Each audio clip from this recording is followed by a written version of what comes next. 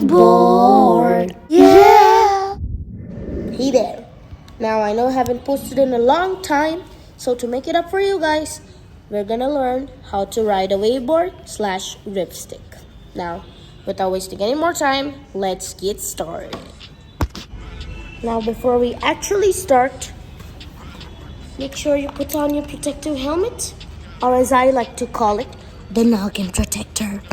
Alright? And also make sure you put your elbow and knee pads if you're a beginner. Now, let's get them protectors on and let's get started. Right, so the first step in learning how to waveboard is finding your stance, aka your dominant foot. Now, I'll just show you how that works. Okay, so your stance depends on how you keep your front foot on the waveboard. Now, there are two types of stances, regular stance and goofy stance. Regular stance would mean that you keep your left foot on the front. Goofy stance would mean that you keep the right foot on the front. Now, a quick way to know which is your stance would be running around and sliding on some slippery surface. Be careful while you're doing this. So when you're doing this, you might notice that there's one foot in the front and one foot in the back while you've turned to the side. Now the foot that's in the front would be your dominant foot. For example, I would slide like that. But other people would do the exact opposite. And that's important to know because if you don't know which foot you're using on the front, that would cause a lot of problems in the future. Now, yeah, that's your stance. Okay, let us discuss the second step, that is balancing. You just have to, as I've discussed, get to know your dominant foot. Put it in the front of the board. I'm a regular footer, so my left foot will be in the front. As I discussed, the goofy footers may do this. So, after putting the foot on the board, just rock it off of the ground and make sure you get comfortable, move it around.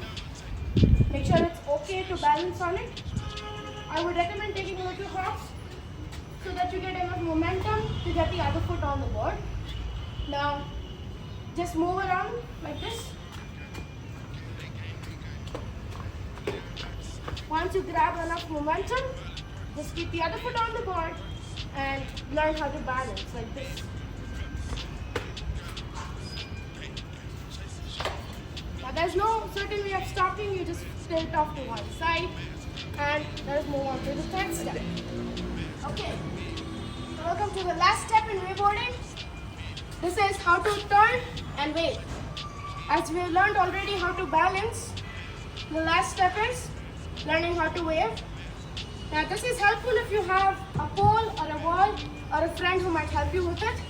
So the way you wave is we get our feet on the board and we just move back and forth like this.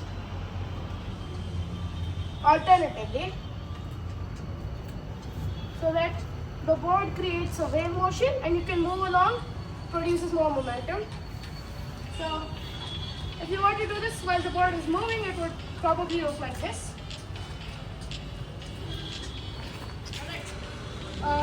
Turning, you just have to wave in the direction you want to go to. You use your dominant foot, aka the foot in the front, as your directing foot. For example, if I wanted to turn to the left, I just wave my front foot to the left. You know how we wave alternatively? So we just wave our front foot over to the left like this if I want to turn to the left. And if I want to turn to the right, that's the exact opposite.